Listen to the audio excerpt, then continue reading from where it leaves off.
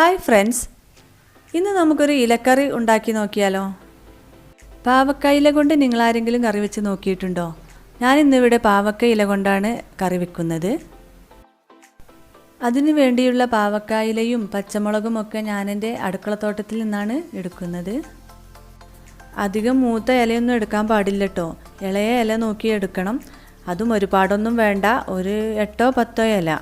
കൂടുതൽ ഇലയിട്ടാൽ കറി കയ്പ്പ് രസമായിരിക്കും. പച്ചമുളക് പഴുത്ത് തുടങ്ങിയിട്ടുണ്ട്, പറിക്കാൻ വൈകി. എനിക്കിതിലേക്ക് 3 പച്ചമുളകാണ് വേണ്ടത്. അത് ഞാൻ ഇതിൽ നിന്ന് പറിച്ചെടുക്കുന്നുണ്ട്.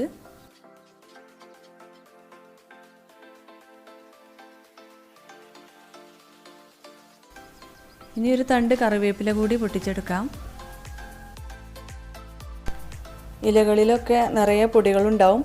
അപ്പോൾ ഞാനിത് പുറത്തെ ടാപ്പിൽ നിന്ന് ഒന്ന് കഴുകിയെടുക്കുന്നുണ്ട്. ഇനി കിച്ചണിൽ കൊണ്ടുപോയി ഒന്നുകൂടി കഴുകിയെടുക്കണം. ഇനി ഇതിലേക്ക് എന്തൊക്കെ സാധനങ്ങളാണ് വേണ്ടതെന്ന് നോക്കാം. പാവക്ക ഇല, തക്കാളി, പച്ചമുളക്, മുളക് പൊടി, മല്ലിപ്പൊടി, മഞ്ഞൾപ്പൊടി, ഉപ്പ്, തേങ്ങ, ചെറിയുള്ളിയും വെളുത്തുള്ളിയും ചതച്ചത്, ചെറിയുള്ളി അരിഞ്ഞത്, ഒരു തണ്ട് കറിവേപ്പില.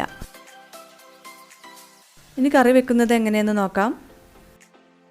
ഒരു ചെറിയ തക്കാളി അരിഞ്ഞത്, 3 പച്ചമുളക് നെടുകെ കീറിയത്, 1/2 സ്പൂൺ മുളക് പൊടി, 1 സ്പൂൺ മല്ലിപ്പൊടി, 1/2 സ്പൂൺ മഞ്ഞൾപ്പൊടി, ഉപ്പ് പാകത്തിന്, 3 അല്ലി വെളുത്തുള്ളിയും 3 ചെറിയുള്ളി ചതച്ചതും ഇതിലേക്ക് ചേർത്ത് 1 കപ്പ് വെള്ളവും കൂടി ഒഴിച്ച് കൊടുത്ത് മൂടി വെച്ച് വേവിച്ചെടുക്കണം.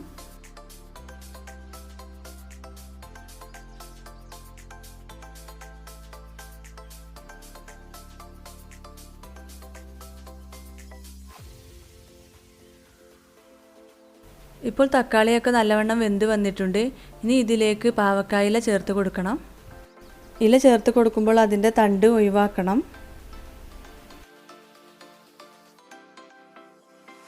ഇതുപോലെ അതിൻ്റെ താഴെ ഭാഗത്തെ തണ്ട് നുള്ളി ഒഴിവാക്കിയാൽ മതി.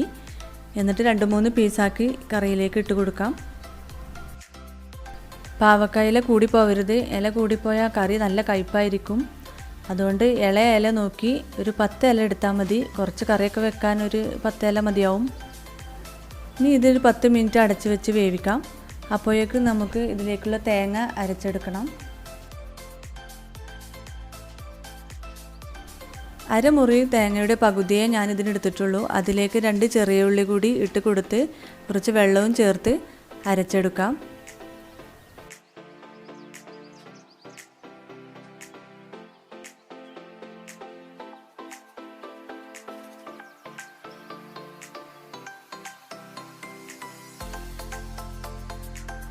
ഇപ്പോൾ പാവക്കായില വെന്ത് വന്നിട്ടുണ്ട്. ഇനി ഇതിലേക്ക് അരച്ച് വെച്ച തേങ്ങ ചേർത്ത് കൊടുക്കണം.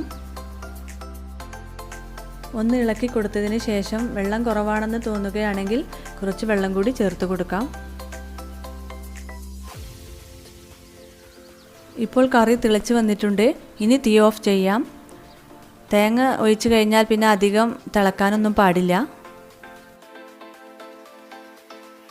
ഇനി ഇതിലേക്ക് ഉള്ളി വറുത്തൊഴിക്കണം. അതിനു വേണ്ടി ഞാനൊരു ചെറിയ പാൻ അടുപ്പത്ത് വെച്ചിട്ടുണ്ട്. അതിലേക്ക് 1 ടേബിൾ സ്പൂൺ വെളിച്ചെണ്ണ ഒഴിച്ച് കൊടുത്ത് ചെറിയ ഉള്ളി അരിഞ്ഞതും ചേർത്ത് കൊടുത്തിട്ടുണ്ട്. ഉള്ളി മൂത്ത് കഴിഞ്ഞാൽ കറിവേപ്പിലയും ചേർത്ത് ഇത് കറിയിലേക്ക് ഒഴിച്ച് കൊടുക്കാം. ഇപ്പോൾ നമ്മളുടെ പാവക്കായില കറി റെഡി ആയിട്ടുണ്ട്. ഇത് നല്ല ടേസ്റ്റിയാണ്. എല്ലാവരും ഉണ്ടാക്കി നോക്കണം. വളരെ പെട്ടെന്ന് തന്നെ തയ്യാറാക്കാൻ പറ്റുന്നൊരു കറിയാണിത്. നിങ്ങൾക്കിഷ്ടമായാൽ നിങ്ങളുടെ ഫ്രണ്ട്സിനൊക്കെ ഷെയർ ചെയ്ത് കൊടുക്കണം. എൻ്റെ വീഡിയോസ് കാണുവാൻ വേണ്ടി എൻ്റെ ചാനൽ സബ്സ്ക്രൈബ് ചെയ്യുക, കൂടെ ബെല്ലൈക്കൺ പ്രസ് ചെയ്യുക.